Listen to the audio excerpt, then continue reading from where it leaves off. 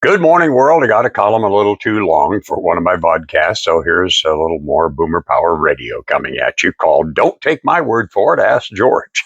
Our first president's farewell address, while turning down a third term that could have been his for the asking, included a warning about the coming establishment of political parties, which he saw starting to happen in two of his key people, Alexander Hamilton and Thomas Jefferson. Washington warned the common and continual mischief of the spirit of the party are sufficient to make it in the interest and duty of a wise people to discourage and restrain it.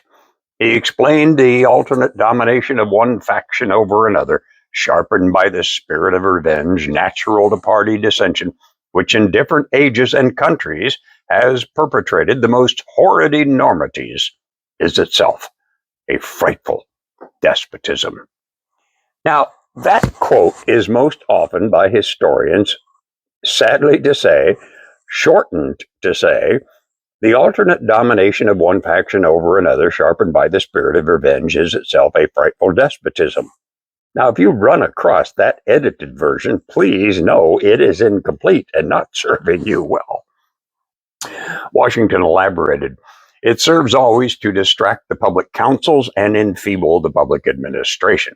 It alarms the community with ill-founded jealousies and false alarms, kindles the animosity of one part against the other, foments occasional riot and insurrection. Ironically, to say the least, Washington's own administration helped give birth to the first party system, the Federalists, around Alexander Hamilton, and the Democratic Republicans around Thomas Jefferson. But even that is not the greatest irony in history. I'll get to that later. The Constitution itself was in many ways an experiment in managing competing human ambitions without letting one faction dominate permanently. The framers understood conflict. What many underestimated was how quickly those conflicts would organize into durable national parties. Washington thought competent people with different viewpoints could serve together in a nonpartisan national government. Kind of like what I hope for today. Instead, those disagreements hardened into organized political factions.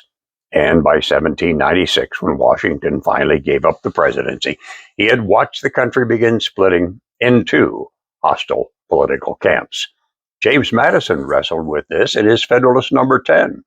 He argued that faction was inevitable because people naturally had different interests, wealth, beliefs, regional royalties. His solution was not to eliminate factions. He thought that impossible. And I guess it is. But to prevent one faction from becoming tyrannical. Now, the best of the story, the utmost irony in it all. Washington did not write the farewell address alone. He initially planned to retire after his first term, and he asked James Madison, who was politically close to him, to help him write his farewell address. Madison produced a speech emphasizing national unity and warning against sectionalism, but Washington decided to stay for a second term. And by the end of that term, Madison had drifted toward Thomas Jefferson's emerging Republican faction and away from Washington, who was still aligned with Alexander Hamilton, his Treasury Secretary, the architect of America's domestic policy.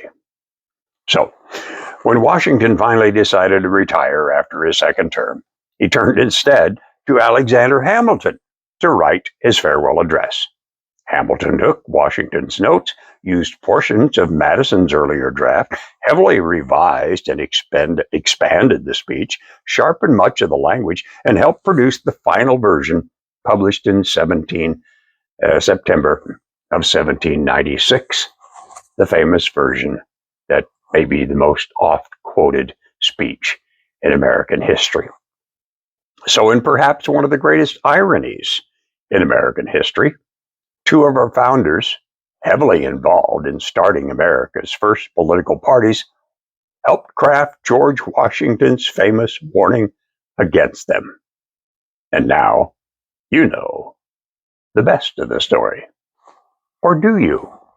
This history may prove that political parties cannot be avoided, but does it prove that they and what they produce cannot be defeated? History can't prove that one way or the other. That will take a future event, one to which I very much look forward. And now, you know the best of the story.